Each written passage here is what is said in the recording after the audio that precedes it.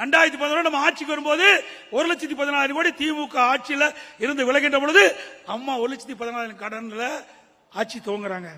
4 லட்சத்தி மீதி என்ன 5-18 1-14 போனா 4,04,000 கோடி, 36,000 கோடி கொரோனா தொற்று, 36,000 கோடி செலவு. அதுல கழிச்சா 3,68,000. ஒரு வருமானம் இல்ல, அரசுக்கு வருவாய் கிடையாது. தொழிற்சாலை மூடியாச்சு, கடையெல்லாம் மூடியாச்சு, ஜிஎஸ்டி கிடையாது, பெட்ரோல் டீசல் வருமானம் கிடையாது, மதுபானம் 11 மாசம் மூடியாச்சு, பத்திரப்பதிவு வருமானம் கிடையாது, எதுவுமே இல்ல. அப்படி இருந்தோம் 3,68,000.